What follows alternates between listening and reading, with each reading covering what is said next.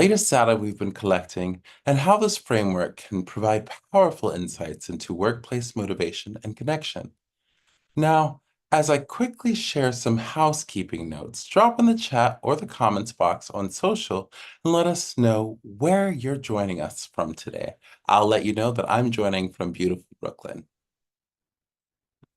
We are recording today's session, so if you're interested in the replay, be on the lookout for an email later today. That email will also include a survey for feedback and a number of resources that are aligned with today's conversation. We suggest you put your phone on Do Not Disturb and quit your email and messaging apps so you can get the most out of the show today, and it helps the quality of the audio and video. We love interaction, so feel free to share your thoughts and comments in the chat. If you're on Zoom, just make sure to update your settings so that you're speaking to everyone rather than hosts and panelists only. Now, to get the show underway, I'm going to introduce our speakers for today. Today's guest is dedicated to helping organizations drive positive change with a brain-friendly approach. He specializes in partnering with large-scale global organizations on the development and delivery of custom learning programs designed from the ground up to attain their most pressing culture, leadership, performance, and diversity and inclusion goals. Since 2016, he's focused extensively on implementing strategic initiatives across a broad range of industries, including technology, pharmaceuticals, healthcare, law, manufacturing, and finance. He has his Juris Doctor from Seton Hall University of Law after studying political science at Rutgers University. Please join me in welcoming facilitator and insight designer at the Neuroleadership Institute, Kyle Olson. Hi, Kyle. Thanks so much for being here today. Hey, Evan, great to be here. Thanks so much. And our moderator for today leads the research function at the Neuroleadership Institute, where she focuses on translating cognitive and social neuroscience into actionable solutions for organizations, as well as helps to communicate relevant research in an accessible manner for the public. Previously, she was a professor at Dominican College and New York University and a researcher at the Nathan Klein Institute. She holds a bachelor's degree from Brown University and a PhD in neuroscience from NYU. Please join me in welcoming warmly our Senior Director of Research, Dr. Emma Saro. Thank you so much for being here today, Emma. Thanks, Evan. Kyle, this is our first Y ball together, right? Yeah. Oh, I think you're still on mute. I am. My Zoom button stuck. And you know what? I promise I am a professional facilitator. I know where the mute button is. Okay. I use that thing all day. And yet here on our first live Your Brain at Work episode together, it wasn't working. In any event, yes. So great to be here, Emma. I've had the privilege of facilitating some of our foundation series webinars, so folks may have seen you there, as well as presenting to just an array of clients across those industry areas that Evan shared at the beginning. And I'm thrilled that we've got some time together today to unpack probably one of our most, I want to say popular and enduring models, although I love them all. This is like, you can never say which child's your favorite. I can't say which model's my favorite, but the SCARF model is one I and a lot of my clients hold near and dear. Absolutely. I'm incredibly excited to have you. I'm so happy you decided. I know that we do have a bit of your recent written work that we'll be sharing later. So this is kind of inspiration for this session. And also, we've been working on this model. We continue to work on this model and continue to research it. So it's definitely one of those that we want to keep bringing out and showing you how we're updating it. And really just so for any of our viewers who, are regulars, who have seen or heard us talk about this, we are talking about our SCARF model today. And we have been doing research on this and writing about this for probably 2 decades doing research on it and more than 15 years writing about it. We have a number of journal articles that touch on it.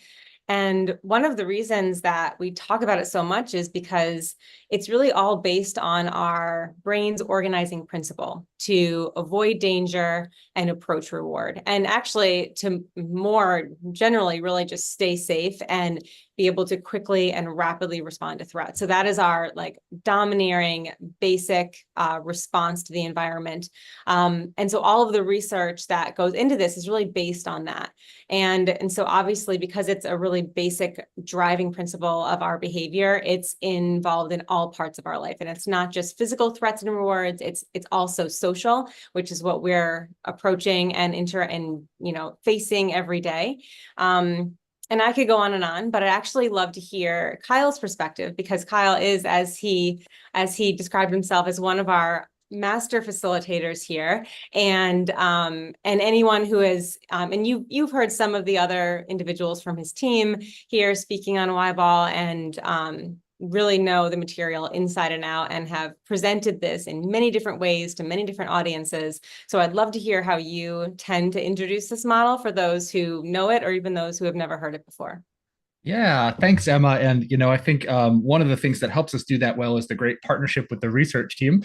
But in any event, one of the things I and really the entire NLI faculty team are constantly striving to do is make the research really relatable, and dare I say, even a little bit fun. So this isn't unique to me, but we strive to do that, I think, with a blend of storytelling, concrete examples, reflection questions, analogies, and so forth. So we're looking here at the organizing principle slide, right? So the brain generally wants to move away from threat and towards reward. Well, one of the ways I introduce this is by telling a relatively embarrassing story. I won't work through the whole story today, but I'll preview just elements of it. So I live in a fairly rural area. Not too long ago, I was bringing my garbage out, and I come around the corner of my house, and a massive black bear is also taking my garbage out all across the lawn. Right. And so here's the thing, right? I'm a bearded outdoorsy guy. I know what I'm supposed to do. I've read the pamphlets, right? I consider myself educated in terms of what you're supposed to do in an encounter with a black bear in my area. I hike a lot, so on and so forth. Folks on the line, do you think that I did what I was supposed to do when I actually came face to snout with a massive black bear? Any wild guesses? Did I follow through what the literature said, or did I do something else? Right. So, I told my wife, look, I defended our home with honor and courage. And she responded by showing me doorbell camera footage of some guy screaming and scrambling for the safety of our front door. That guy, of course, was me. Okay. So, yes, Carolyn, probably not even close. Okay. So here's the thing, right? What was happening? Limbic hijack, threat state. Okay. I know in a calm, reflective moment, I know what I'm supposed to do. But when the pressure was on, right, those critical resources, glucose, oxygen, they moved from my prefrontal cortex to that limbic system, that amygdala, and literally put me in fight, flight, or freeze. I chose flight. Okay. I chose flight, folks. What are you going to do? But so then the thing becomes, okay, so that's really relatable. I think most of us could relate to this idea of if I saw a bear or other fearsome creature in the woods, it's going to be, frightening. But what does that have to do with the workplace? All this talk about lions and tigers and bears, oh my, right? So here's where we can start to introduce, look, some of the research also suggests that the way we respond in social situations to social threat can be very similar to the reaction we experience in the face of a physical threat, right? One of our other facilitators likes to use the idea of, have you ever been watching a game show, a TV game show, and you're sitting there and you're getting all the answers so quickly, and you're like, how could these people on the show not be getting that answer, right? But then you have to remember those people are in front of bright lights, hundreds of cameras, they're speaking in a public forum, they're experiencing some level of threat, of social distraction. And what we know from that, and you can probably speak to this more eloquently than I can, is that as threat goes up, right, cognition, intellect, creativity tends to go down. So that's one way we might introduce this general concept to try and make it relatable. And then the same could be said for some of the domains, which I'd be happy to chat a little bit more about in a moment, unless you wanted to layer something else on regarding, what's happening in the brain. What was happening in my brain when I did encounter that bear? Because the metaphor here then is, folks on the line, what are the bears in your workplace? What are the bears in your life, metaphorically speaking, right? Is it that message that comes through that says we need to chat, but no other context? Is it whispers or rumors of an organizational shift, but there's not a lot of detail? So we all encounter bears in our lives, literally or metaphorically. And I think that's a great way to start thinking about this threat versus reward paradigm.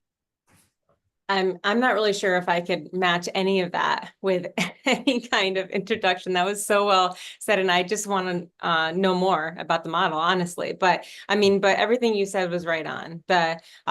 We can't essentially have all of our cognitive resources in the same place at all times, and we use very specific ones to make good decisions, to think collaboratively, to focus on our work and all of the details. And we can almost sense when that's being pulled away. You're in a situation and you start to lose your ability to focus on writing an email, and it might take an hour as opposed to just 2 minutes because you're thinking about that weird interaction that you had before jumping into the email, or I'm not really sure what my teammate thinks about what I said. And you might ruminate on it for, 20 minutes before even getting started on the thing you have to finish by the end of the day. So we can see this getting in the way of everything we're doing and all of the work that we have to get done. So you can imagine how difficult it can be to get any work done when we're in an environment surrounded by individuals and having these social interactions, when some of them are just unclear. They might not even be bad, but because of the way that our brain is organized, and we tend to sense things are worse than they are if we don't have any of the details, we just assume that maybe an interaction, if we're not sure about it, it must be bad. Or, if the communication wasn't so clear, then they must not think that my work is great, or maybe I wasn't included, or doesn't seem fair. So all of those things just get in the way. And so driven to think socially that even though the bear story is so easy to understand and we can see ourselves there and feel that fear, it's basically the same exact kind of response when you're in a social situation. So you feel that same level of threat. You might not drop the garbage and run, or run out of the office, but you feel it inside and you feel frozen. Yeah, you feel frozen. You know that your creative faculties are not as great as they'd like to be.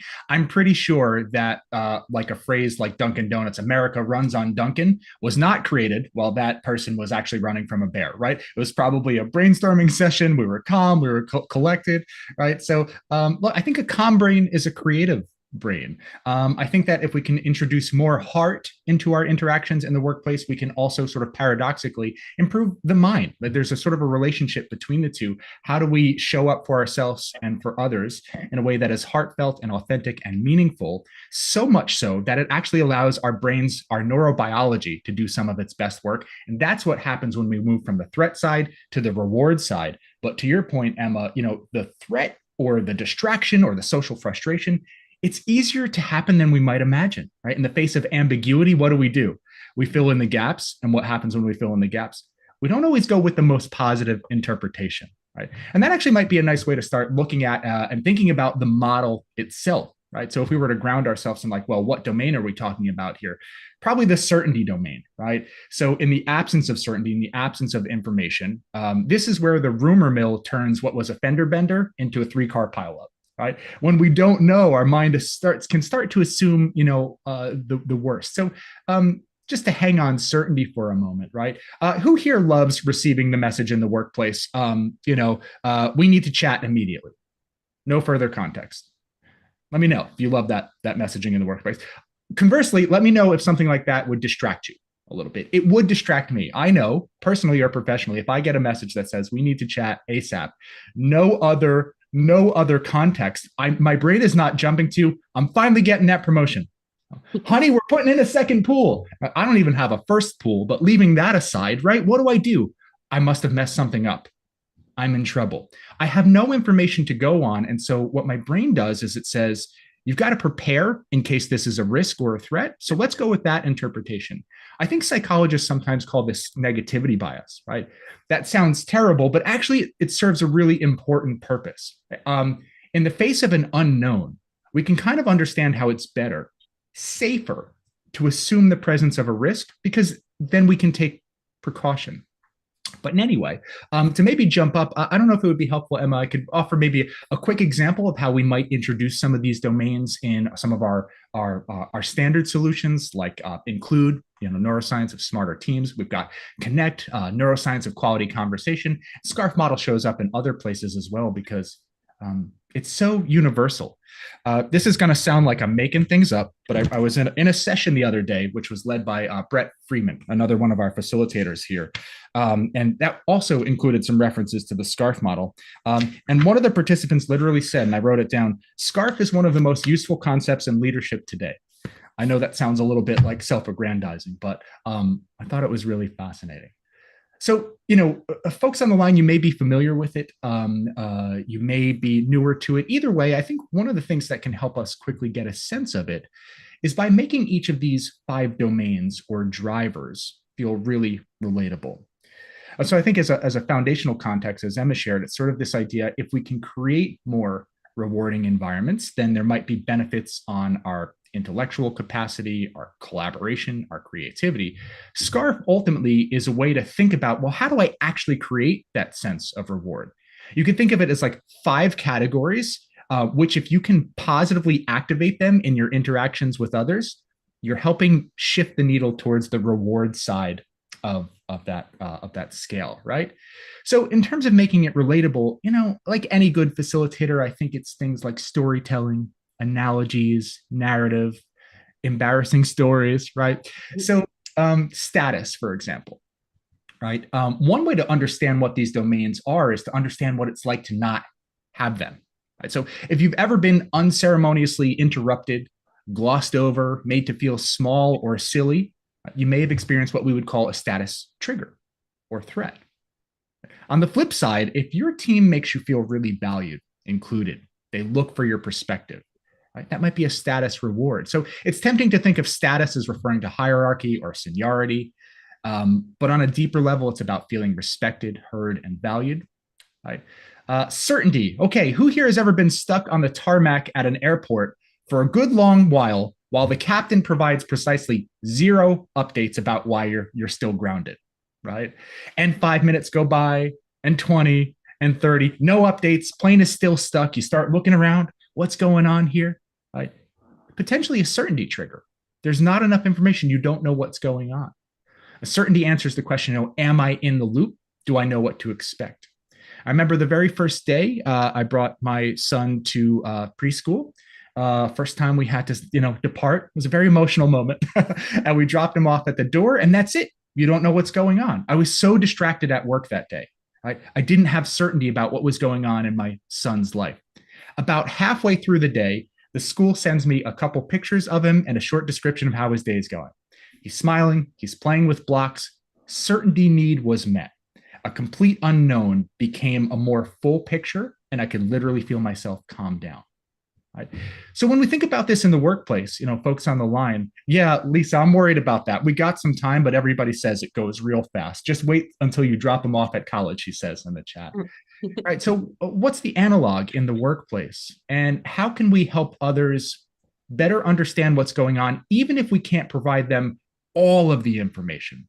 Some of the clients I work with, they share with me that, our organization has this tendency, whenever there's important information, they wait and wait and wait, and then they only share something once it reaches this big critical mass. In the meantime, the rumors start, people are filling in the gaps. What it seems like is there would be a preference for, let's have more updates, smaller though they may be, more regularly. Right? Help me increase that certainty, even if I can't maximize it. I'll run through the others a little bit more quickly so we can get back to our dialogue, Emma, but autonomy. Quick show of hands. Who here loves being micromanaged? All right. I'll wait. Virtual hands up if you love being micromanaged, right? So autonomy relates to our need for choices and control, and we cannot do that in the workplace if other people are sort of holding the pen, typing on the keyboard for us, so to speak, right? Relatedness, right? If you've ever felt like you were on the outside of an inside joke, or worse off, the butt of it, you may have experienced a relatedness trigger. Conversely, okay, anybody been at a wedding recently? My wife and I often wind up at the leftovers table as she calls it. You know, the one you're only so close to the couple getting married, and so you don't really know all the other people at the table. And for a while, you sit there, and it's kind of uncomfortable. Maybe everybody's a little quiet, reserved to themselves. But suddenly, you realize that the person next to you went to the same college. The gentleman across the table also really loves jazz. You know, someone is grew up on the same street you did, and then suddenly the table starts buzzing with connection. We've got these things in common. We found shared interests, common ground. That's relatedness, right? It creates a sense of social bonding, brings us together. Of course, it speaks to the very human desire to be part of the tribe, or to use more modern language, in group. And when we experience it, it can really drive a meaningful sense of interpersonal belonging. And then fairness. I don't know if we have any board game fans on the line today. Right? If you've ever been winning a board game by a really great margin, and then out of nowhere, suddenly and very conveniently, a competitor starts to interpret a rule such that it sets you back 27 spaces out of nowhere. You may have experienced a fairness trigger, right? The rules of the game changed mid game with little to no context. Right? Fairness answers the question, do I enjoy a level playing field, an equitable environment? Right? And so it reminds us to ensure equitable recognition and opportunities for others. And I think just to bring this section to a close, one of the best ways to understand these domains is to think about, what does it mean for you when you're experiencing something meaningful within those 5 domains? Right? So if status is feeling heard, certainty is knowing what to expect, autonomy is having choice, relatedness is a sense of belonging and in-group, and fairness is a sense of a level playing field, what helps you experience those things? And you know what? If they're rewarding to you, good chance they're really rewarding to others as well. So yeah, those are some of the ways we might think about it in a longer session where we really get to unwind on this. Each one of these domains could be a 10-minute conversation. Folks on the line, if you haven't guessed yet, I love talking. It's probably why I'm a presenter. But in any event, and I think I'll pause there. Anything else you wanted to dig in to regarded to the domains? No, this is fantastic. I'm learning so much about you, which is great. And it's incredibly engaging. I mean, you're tapping into all of the things, the relatedness, you're giving all the certainty. But the only thing that was coming up for me, and my little piece here, is just that every single one of these domains is built on top of years of neuroscience research that supports that these are actually a thing, that we didn't just make these up. And you can absolutely feel each of the experiences that you described, which is amazing. We can place ourselves in all of those experiences and understand what each of the domains feels like when you have it and when you don't. But it's all built on the fact that we know what actually happens in the brain when you either gain these experiences or you lose them. So for instance, knowing that you have a sense of value on your team actually engages all of the reward areas of your brain. So the ventral striatum and all of those networks that release things like dopamine, those neurochemicals that make us feel rewarded. We know every time that you get a letter of gratitude for your work, or even at the same time get a reward, like an extrinsic reward, like money, those things all engage the same areas. So it's all that same sense of reward. And on the opposite side, when you lose that sense of certainty, or you sense that something isn't fair, either with yourself or even just watching it around you, which is a really like kind of another discussion, right? When you're actually watching others being treated unfairly, you have the same engagement of these like disgust areas and threat areas like the insula and other limbic areas that are engaged. So all of those feelings you have when you see it happening, that sense of I don't know what happened, or when you leave a meeting and you didn't leave with a good sense of certainty, or that you were passed over for something, your idea wasn't listened to, you're overspoken, and not even really sure what happened, but you just feel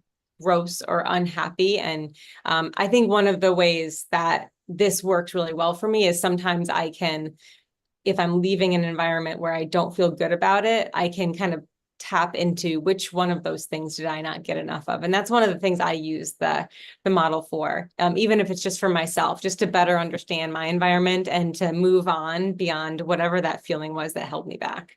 Yeah, thanks. And I'm glad you mentioned that, because I think one of the things our folks on the line would be curious about, and Mhm. certainly I'm excited to talk about is how are we actually using it, right? So scarf as a concept seems very theoretical, but how do we bring it down off the shelf and start to actually apply it in our days? And I've got some thoughts I'd be happy to share on that, as well as I'd love to turn to Stuart's question in just a moment about speaking to personal expression in terms of the domains and what we might do with that. Um, so yeah, I mean, any other ways that you might think about like applying the model? And I know we've got some more insights to share on that later in the session. Yeah, I definitely, and I think you're going to speak really well to Stuart's question as well later on. But I know that, in addition to how I use it for myself, so just to better understand my environment, I also use it as I'm talking to others. So knowing that each of these domains are really important for, enabling collaboration, clear communication, getting individuals to lean in. If you're trying to motivate your team. And I have a team of individuals who are amazing. But I think about those things as I'm, trying to get them to engage in something that I think could be useful for us. Providing them with the details that they need and maybe trying to make sure they feel valued in the decisions or that the work is being divided up fairly. And asking for their input there too, so I can maybe provide those what we call buffers or reward signals, to try Yeah. to engage. Yeah. Yeah, absolutely. I do something similarly, and I was trying to think, how could I break it down? And I think I've maybe come up with like three different ways that I'll use the model, much of which are similar to what you shared. But first, it's really helped me better understand my own needs, sort of personally and professionally, and to do a better job communicating them, and even advocating for them. Right, feeling like I should feel empowered to advocate for more autonomy because I know it's important to me, and I know when I have it, I'm literally a more engaged person. I feel more agency over the work, so I'm more passionate about it. And as we know from psychology and social neuroscience, right, autonomy is a very strong driver of intrinsic motivation. And in fact, in their own way, each of these five domains can be a driver of intrinsic motivation. If you're experiencing rewarding interactions within them, we're going to want to lean in that toward state, right? We literally want to lean in versus if they get taken away, right? Away state, we're leaning out. So I think, better understanding my own needs. I know that autonomy is really important to me. Relatedness is really high as well. I think on a fundamental level, we all care about status or fairness to some extent, but, autonomy, relatedness, those are two that I'm thinking about a lot. And so it helps me stay engaged and motivated. And because I know that, I can also use it as a bit of a diagnostic tool. Right? If I'm having a tough week, I might look at it through the lens of the SCARF model and go, are any of these needs not being met or being triggered for some reason? And even just doing that exercise, okay, I'm over capacity and I've got a new project that doesn't have much room for autonomy on it. That's probably why I'm frustrated. So even just running that exercise helps me reduce the stress a bit. It's sort of like a labeling exercise, right? And because I've labeled what's going on, from a SCARF perspective, you might say I've created some more certainty around it. I've created certainty around what's bothering me, and put otherwise, SCARF is sort of like a name it to tame it type of approach. And then finally, and I think really importantly for those who lead teams formally or informally, because we're all leaders in our own way, using it as a tool to understand others' needs, what drives them, what motivates them. And after sharing my own preferences, I'll often ask about my team members' preferences. What is important to you and why? And then can we work together to try and make sure we're honoring those preferences? Might even be a really nice way to create a balanced team. I'm really strong on autonomy. I partner really well with folks who are high on autonomy because we balance each other's skill set. I just want to brainstorm and be pie in the sky and bounce ideas around, and someone who's high on certainty would be like, that's great, we actually need to execute now. Can we please move? can we move from ideation to action? Right. So I briefly mentioned labeling there, Emma. And I was wondering if you could maybe share with the participants a little bit more about like the value of that and how SCARF might be applicable. Yeah, no, I love that. And I just want to point out that what Kyle just shared about his love of autonomy, he actually brought into our brainstorming session about this session, and he shared it as we were going into it. So he actually did exactly what he said. He shared his this is important for me, and I work really well on this, and that just prepared me. So if I was in a high need of certainty, and I need a little bit of certainty, but I also appreciate autonomy, especially in these sessions, because the conversation can just about go anywhere. And I think we enjoy it. I think you all might enjoy that too. But that just prepared me for what to expect. So I guess that gave me a bit of certainty, even if I, at least about the next steps, right? But yeah, I think the labeling, I'm so glad you brought that up, because it was exactly what I was thinking too, that we're in fact doing a bit of a labeling exercise, and that essentially almost immediately brings your cognitive resources back to an area that allows you to kind of think about the situation and use your executive function, all those executive regions that allows you to focus and make good decisions, and not be kind of like hindered by that threat of uncertainty or whatever it is that's causing the threat. So labeling it just allows you to take that next step forward and move forward a bit. Yeah, absolutely. I love that.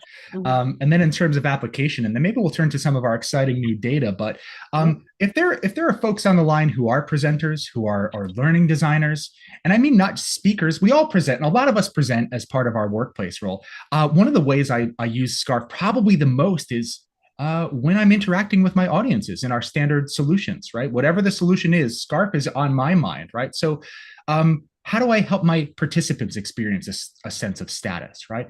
Usually I'll find something their organization has done successfully recently, and I'll bring that into the conversation, or I'll be sure to let them know I'm just one guy with some slides. This is a room full of brilliant people. You've got expertise. I've got expertise. Let's make the space for that. Because if we can cross-pollinate ideas, now the magic happens, right? Certainty, constantly signposting where we're going next in the learning experience. Sometimes I know that there's a breakout exercise 5 slides away, but I'll share it 5 minutes early, and I'll say something like, look, this is what we'll be doing with this, and I'm going to show you how to do it, but I want you to be aware of it now, so that we can feel some sense of relaxation. We know where we're going. We don't have to be on edge.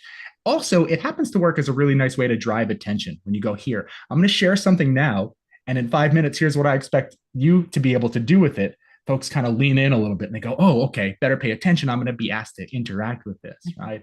Relatedness, trying to create that real sense of human connection, particularly in virtual experiences, right? And maybe we can do one for now, just for fun, and then maybe we'll move into some data stuff. So look, sometimes the best way to bring these domains to life is to find the simplest way possible to do it. Make it easy. Fans of James Clear's work on atomic habits, right? The easier we make it to do, the more likely we are to follow through. One real quick way to generate relatedness: make a little space to connect to the people behind the professional, right? Connection before content. A warm-up question I like to use in a lot of my sessions, and let's do this together today, folks. In the chat, what is one favorite childhood TV show, book, or activity? We're gonna pause on all the sciencey stuff for a moment. Sorry, Emma. We'll come back to it soon. All right, but moment of human connection, right? In the chat, folks, what's one favorite TV show, book, or activity from your childhood? What's something you really enjoyed? Full House is coming in. Knight Rider, I Love Lucy, Facts of Life, Bionic Woman, Alf. Oh my gosh, I had one of the first Christmas videos is me opening a set of Alf pajamas. I was obsessed with Alf when I was younger. And Emma, I'd be curious, while these are coming up, what was one of yours? I don't even know. I mean, I guess Full House was definitely one of them. This is great. I've never been asked this in a webinar, so this is fantastic. Yeah, I mean, Full House probably. Yeah. I love it. I see Star Trek coming in. Thanks, Craig. I see Sailor Moon. Thanks, Casey. Three's Company says Amethyst, right? Rin Tin Tin, Holly. Folks, I'm going to go with Teenage Mutant Ninja Turtles for me. So that was a big one. And it's funny, the franchise is still going strong, right? It's still around. They're putting out new movies. And now I'm sharing it with my own son decades later. Batman. Thanks, David. Right. So, okay. So there's a warm-up question. If this were a real, like one of our solutions here at NLI, this becomes an introduction into the content itself. Like imagine now, and folks, you could probably make a real strong guess at this. Which of the 5 domains does an activity like this help us bring to life? What does it help us mobilize? And I know I sort of already gave you the answer, right? But in other sessions, it's like, how can we make our icebreakers, our warm-up question moments relate to what we're going to talk about later in the day, right? So we're building inclusion and efficiency. We're building collaboration. Um, Nostalgia is often a really powerful driver of positive emotion. And when we think about that threat versus reward continuum, anything we can do to make it fun, to bring a little levity into people's days, I think it cuts across the relatedness domain specifically, but just the idea of reward in general. Your brain on fun, I think, is a mantra we could start to think about bringing into the workplace a little bit more recently. Having said that, I know we've been taking a deeper dive into the data around SCARF, around what it's meaning for our participants, what's important to them. And so, wondering if you could chat through us, what's new, what's exciting, what are we learning about the SCARF model in 2024 since we first established it almost 2 decades ago now? Yeah, great segue back into the data, which I love. But yeah, we continue to look at the SCARF model. We continue to make sure that the research still supports these 5 domains, and it truly does. Every new piece of research that comes out really continues to support these are the critical domains to work within. But the other amazing thing is all of you that take the SCARF assessment, we're able to kind of take a look at the distribution across all individuals across the globe that take it. And I think, we all have those critical, most important domains, especially, let's say, in the workplace. They might be different at home, and maybe for a different discussion. But when we look at all of those that we've collected since January this year, and there have been almost 1,600 responses so far. We continuously get more participants. So this is a massive data set. Love data. If you love data, this is amazing. Our measurement team has been through this, and they're synthesizing and analyzing the data in different ways.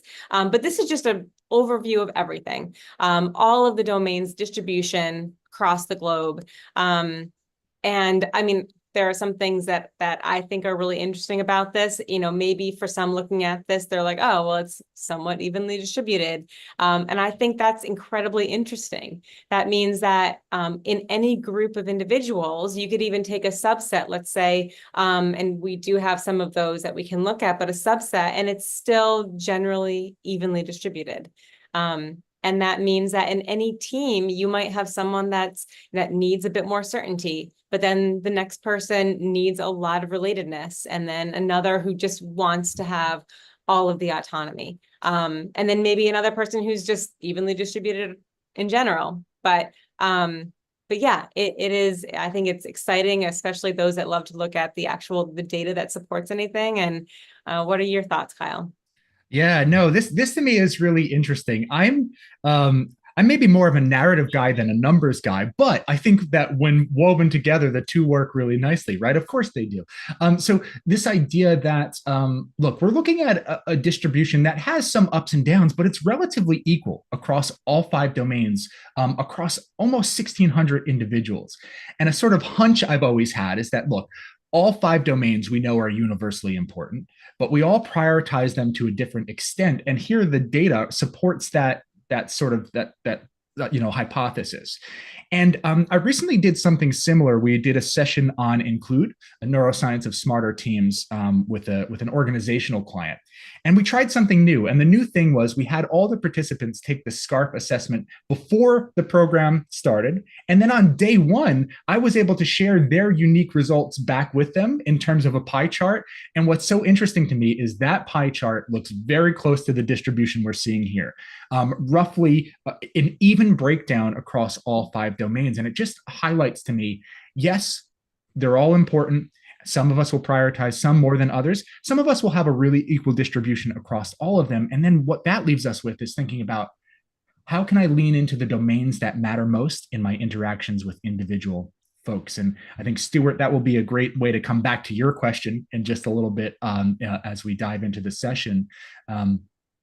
And then I did notice someone, it was Brandon perhaps, graciously shared a SCARF preference in the chat and mentioned that status and fairness are ranking higher. So folks in the chat, whether you've taken the assessment or you just want to think about it intuitively, If you had to rank SCARF in order of priority of importance, and I can go back a couple slides so you can see all the domains again, right? Which do you suppose is most important to you? Which one or two do you know? I really derive a lot of satisfaction when I have a sense of relatedness in the workplace. I'm really frustrated when I don't. If you had to take a guess, what domain is really important to you? So see autonomy and fairness for Christy. See same thing for Danny. Autonomy for Cynthia. Fairness and certainty for Martha. Yeah, autonomy and status for Leanne. Emma, I'm not sure I've ever actually asked you. We've had plenty of passing conversation around the model. What's one of the domains or two that you most highly value, and yeah, why do you think that is? I think, I think relatedness is pretty important to me. And I would say maybe autonomy as well. And I definitely get both of those at NLI for sure. We have such a great group of individuals, and we do value our autonomy for sure. But I think what's interesting, because we did have a comment in the chat around certainty and relatedness being, changing in the last few years. And that was something that we talked about too when we looked at this data, is there is a bit of a dip in certainty. And that's so fascinating. And this is, I should say, this is really specific to the workplace. So we ask specifically, like, in the workplace, do you feel these things and do you need these things? But, I would love to see what it looked like 3 years ago, and if certainty was a bit higher. I mean, I wonder, my first thought was maybe we lost so much certainty, and the workplace still doesn't necessarily, the workplace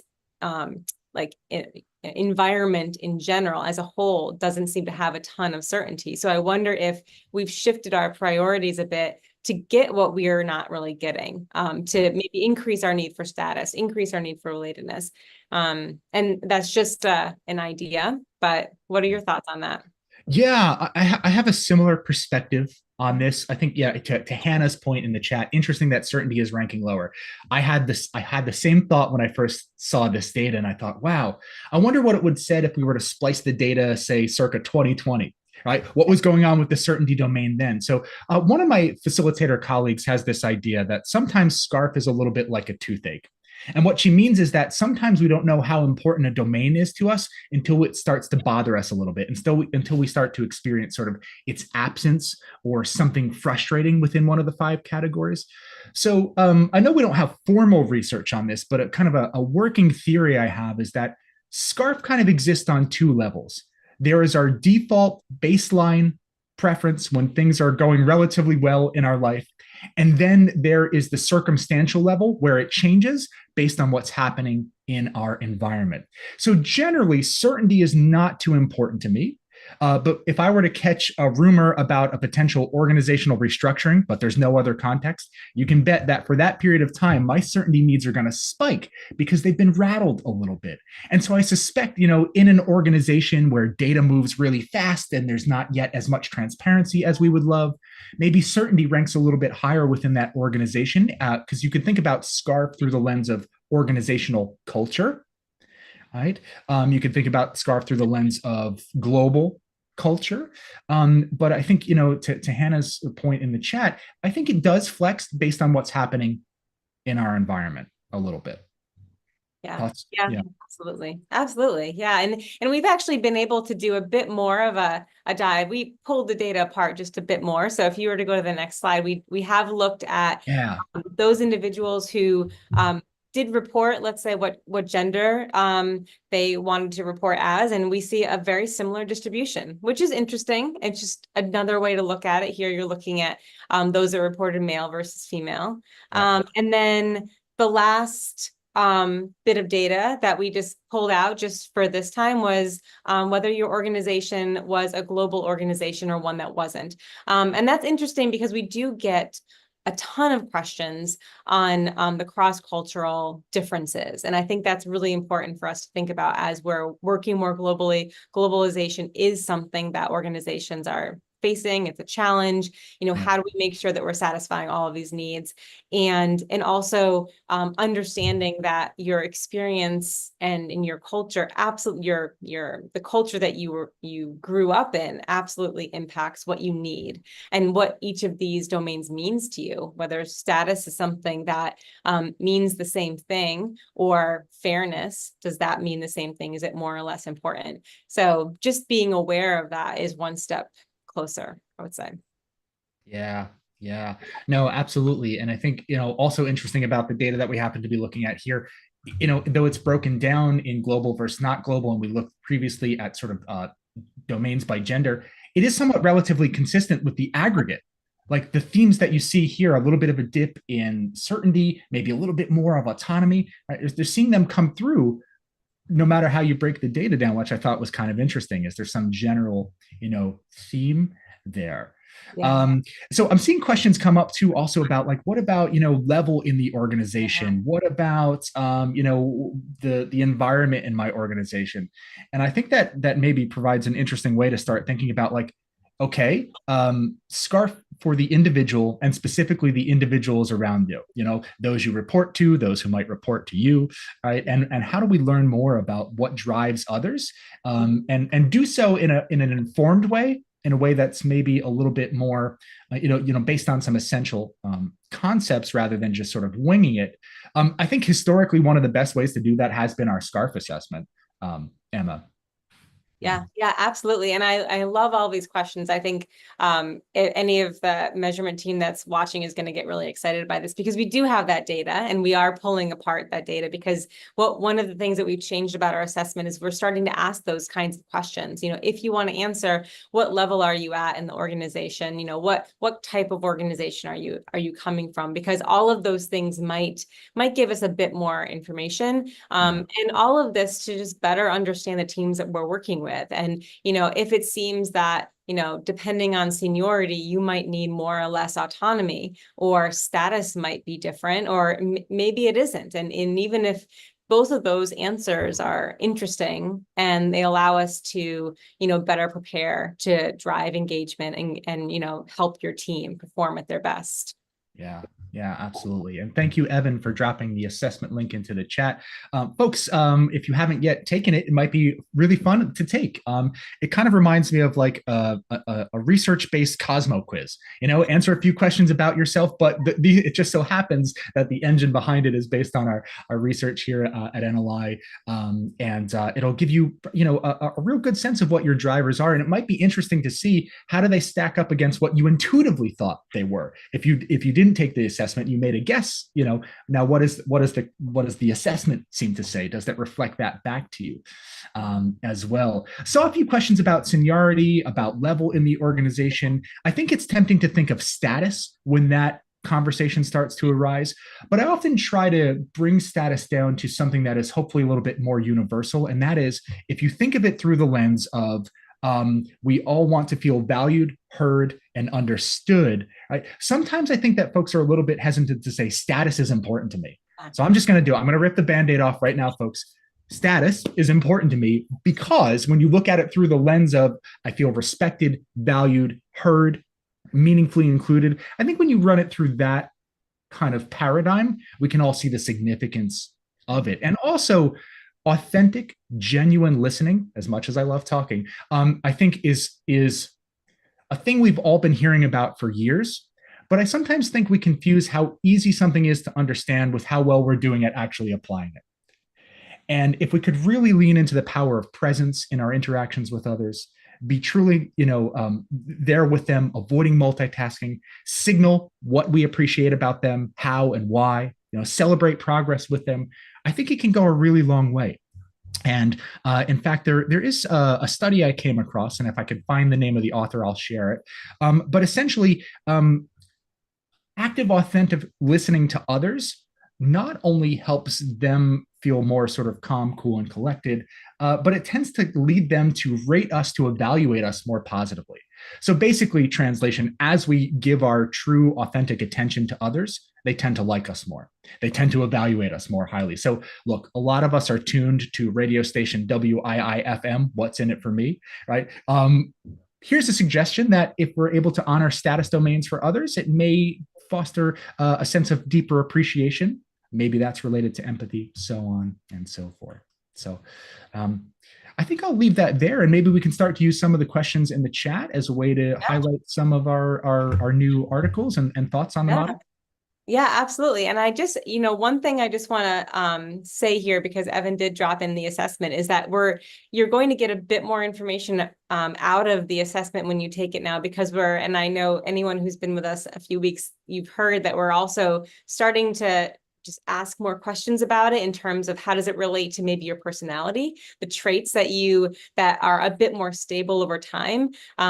The big five specifically. And if you take it now, you do have the opportunity to learn a bit more about your personality, all of the different facets that are kind of found within each of those personality traits. And it'll help us answer that question too, because just as much as we're getting these questions on, cultural differences and level differences, seniority differences, and things like that, we're also getting questions about personality. And so, I could talk about, a bit of what I think might happen, but I just I'm excited to see the results, and I know we're going to be presenting them at our summit event in October. But we are getting a number of people to take it. If you taken it already, then let us know. But you do get your results for both of them. You get your SCARF assessment results, you get your personality assessment results. So you get just a better understanding of yourself, whether or not you already have that. And as our team said in the chat, you can also see how it's evolved over time. Does it evolve over time? And yeah, get more information about yourself. Yeah, absolutely. I think it's a really exciting new advancement that we're now bringing the assessment to bring together SCARF analysis and Big Five personality trait analysis. And it'll be so fascinating to see what that data reveals. So we're really excited about that. As Emma mentioned, we'll be sharing more about it during our upcoming summits. And so as we continue to evolve as a working society, so too does our understanding of the nuance behind such models and how we can apply them to the workplace. And a more expansive data set allows us to do that more accurately and with a greater degree, I think, of confidence in the value of the model. So yeah, really excited about that. Well, I actually I want to turn it back to you a little bit, because there was a recent article that you wrote on really better understanding individual preferences, especially those, and this has come up a bit in the questions too. Yeah. How do you really understand the preferences of your team if you don't know them? Like, we don't always take the assessment. Maybe you didn't have it on hand and you just want to better understand someone. And how can you kind of like pick up their cues to better understand how to send the right signals? Yeah, I really appreciate this topic in general. And, taking the assessment and having an open, honest, transparent conversation with your team members about their SCARF preferences, probably the most authentic and ideal way to do it. But we understand that's not always practical, right? So I was delivering a session one time about basically the connections between inclusion and creativity in the workplace. And afterwards, one of the participants was like, love the SCARF model, love what you're doing, NLI. But I think I would love to see more information about how I can make more informed inferences about the domains that the people I work with prioritize. And specifically, what about if you manage really large shifting teams, or if you're on new project teams all the time? What about external stakeholders and clients? Like, we're not going to be able to ask our clients, hey, could you sit down and take this 5-minute assessment before we interact, right? So I think what that led to is a real deep reflection exercise on, how can I make more informed inferences about others' SCARF domains, right? Because what we've been discussing, Emma, and what others know is like, look, all 5 drivers are important, but we don't all prioritize them in the same order. And we even saw that in our chat box today, right? We had different preferences. So if you understand what's important to you, great, you can better communicate your needs. If you can understand what drives others, we know that social reward can drive a sense of collaboration, connection, and even motivation in the workplace. And so what that ultimately led to was our new blog article here, unpacking the ingredients of workplace motivation. And what it essentially contains is a set of sort of social cues we can look to in order to make more informed inferences about what others we interact with may prioritize. And this goes maybe all the way back up to Stuart's generous question earlier in the session. What about, personal difference, and how might we, make use of that. Right. So understanding which drivers others value most, I think, can really help us maximize the example. Right. Yeah, sure. Happy to go back a slide a bit. So some application insights. Mhm. And while I leave that up, maybe I can just share with you all a few of the things we can look to make informed inferences about others' needs. Now, I want to caveat this, right?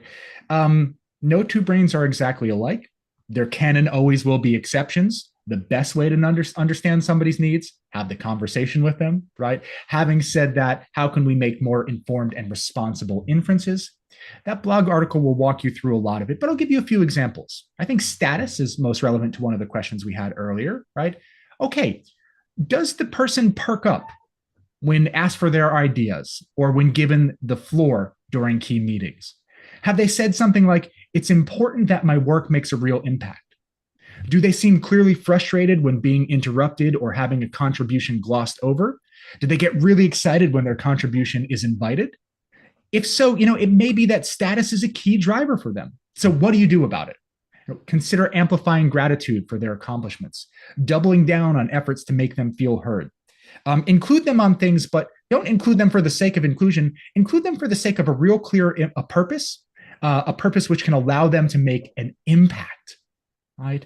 Let's take the certainty domain. I won't work through all the domains, but just a few of them. Right. So, how could we know if somebody's maybe really values autonomy? Maybe I'll jump to that one. Do they appear really energized when invited to shape the creative direction of a deliverable? I know I do. That one gets me kind of jazzed. Have they mentioned interest in greater flexibility over their projects or schedules? Here's one. When presented with an idea, did they suggest ways to refine it, experiment with it? Do they just take it and rubber stamp it, or do they want to build on it? Do they want to kind of have a tinker, if you will, with it? If so, autonomy might be one of their key drivers, right? And so, in terms of helping that person feel motivated, consider where you can offer more choice in your workplace interactions. Highlight areas where they can have some more influence over how to proceed, things along that nature, right? And for those interested in, all the different social cues, feel free to take a look at that blog article Evan dropped in the chat there. It provides not only some of the ways we can look to social interactions to make those informed inferences, but also what we can do about it once we realize that. I think that so those would be some of the key elements of the domains there, and how we can make those informed inferences, Emma. No, that's fantastic. Such a great article, and it really and honestly, I can't believe that we're only a few minutes from close. We had talked when we were planning this that we probably have too much to talk about, and we did. We had so much other stuff that we were going to cover, but this is fantastic, and I loved hearing your take on how you introduce it, how you touch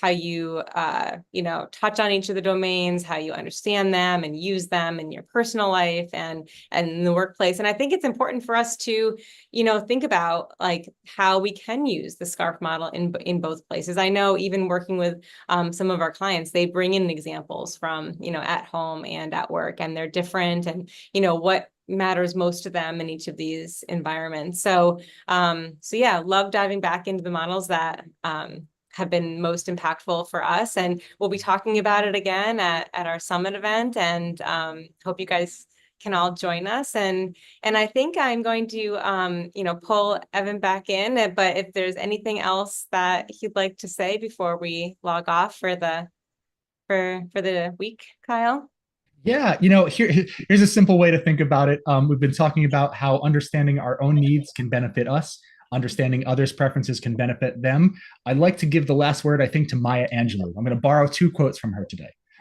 Nothing works unless you do. You can use SCARF to help figure out what gets you to do your best work, and then be a rainbow in someone else's cloud.